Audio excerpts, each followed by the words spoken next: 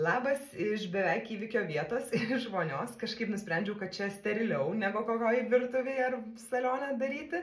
Tai jau esu pasiprepinus adatėlę ir jinai tikrai tokia visai nebaisi. Mažutėlė, plonutėlė, bet nemeluosiu, jaudulys tai ima.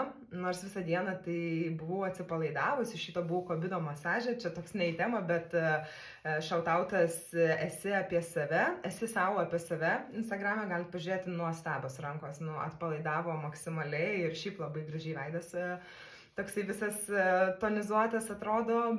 Bet einant visai dienai link vakaro, supratau, kad iš tikrųjų jaudinuosi, ypač kai apiburnojau vyrą visai lygioje vietoje, tai kažkaip galvoju, nu čia turbūt visai ne apie jį ir jis nekaltas, o žaidžia mano jaudulys. Ir nu va dabar kažkaip rankos nedreba, bet tikrai yra tokio neramumo.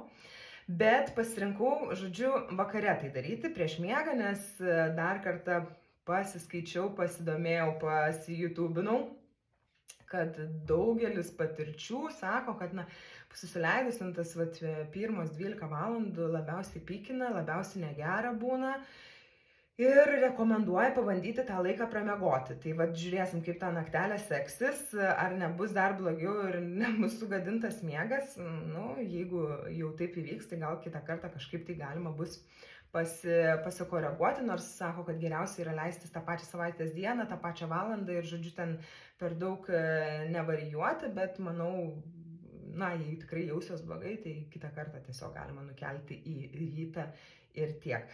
Nu ir vat viskas, kokie dar mano nuogąstavimai, iš tikrųjų tai labiausiai dėl to pykinimo pergyvenu, visa kita tai kažkaip kaip ir nieko.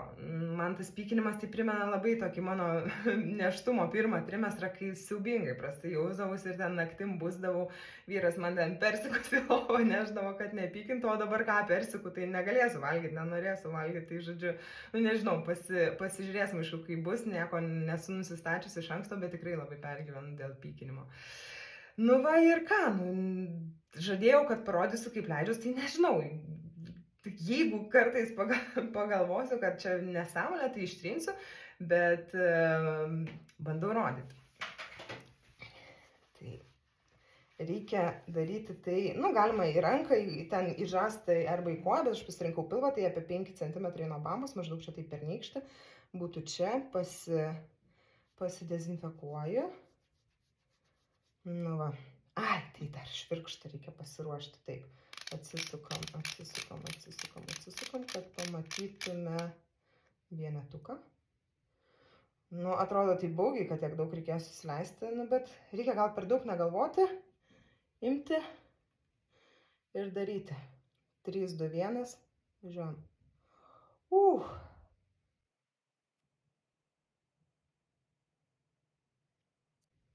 Nu ką? Nu tikrai ne taip baisu, kaip galėjau pagalvoti. Iš tikrųjų visai nebaisu. Nu va, biškį kraujuko, bet nieko. Paspausim, palaikysim. Ir dabar tai jau laukit update'o, kas bus toliau. Laikykit už mane kumščius. Ir jeigu įdomu, tai sekit aišku.